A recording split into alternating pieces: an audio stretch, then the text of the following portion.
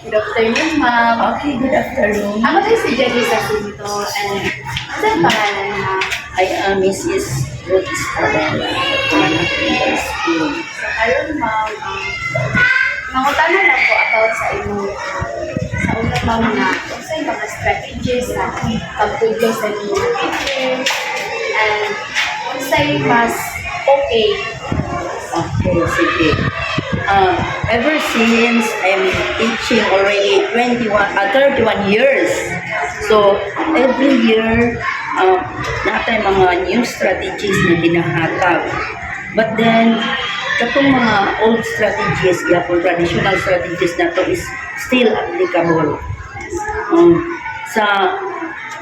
It depends on the subject that you are teaching also. So, daghan kayong strategy na itong ginagamit. So, like, for example, sa English, natay, sa English, reading aloud, English and Filipino.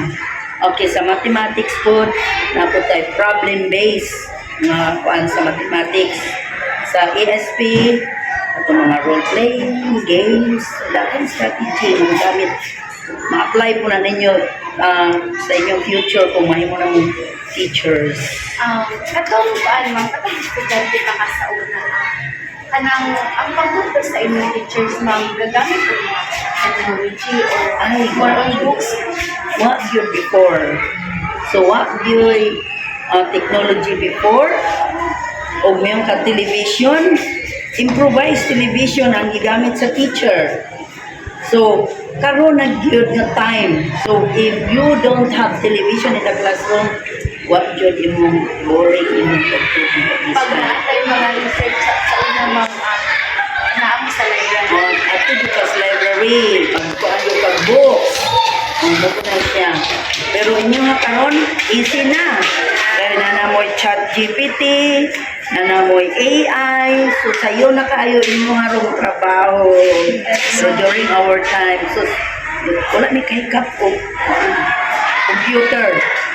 During our time in college, wala. Tapos sa una mga kay students and text yeah, or more before Sa una ka, dito sa ayo. Sa una. Sa una. Sa college days na ako, doon reporting direction. Tagaan na sa topic sa computer, report. Or maybe this time or kagapon, magandang sa mga instructor.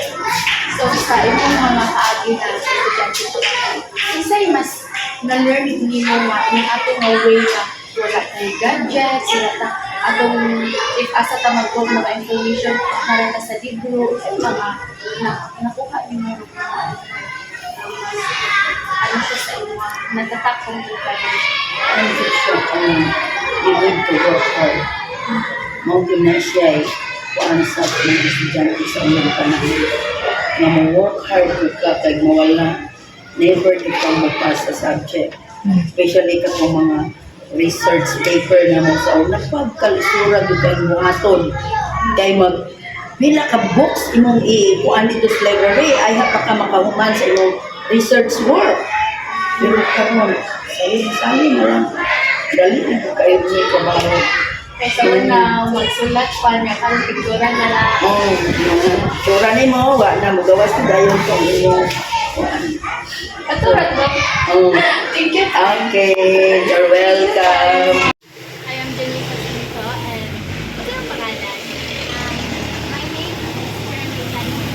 So, meron po yung mga pangutana about sa modern teaching, no? So, karon ito napansin niyo karon mas napadali kang pagtulong sa mga teachers sa mga student karon.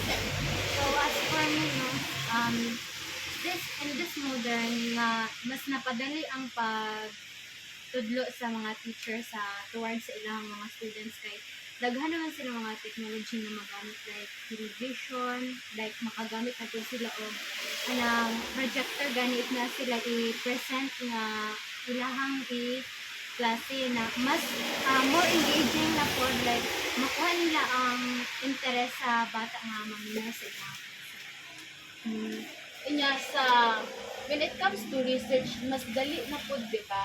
Yes, kay daghan sila kuan convenient na kaayo kay naning mga computer, mga laptop na magamit, smartphone na ano man ang mga estudyante. So karon murag asa more on nilang gigamit ang traditional pa ba or magamit na lang dita sa kuan TV.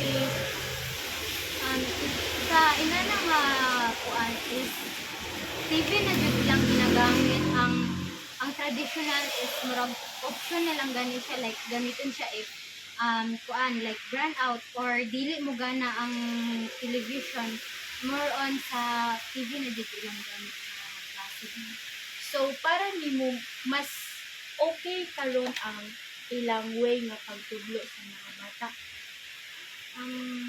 For me mas okay raman po pero mas ganahan gid ko sa una kay like ang mga bata mas mukuan sa mga teacher gali sa unaan like karon kay if ang TV man gud kay like unsa nito gana ma-disturb gani sila kay more on ganahan sila nga dapat kuan ka ng dapat exciting ang imuhang itudlo basta kay makuan ilang attention.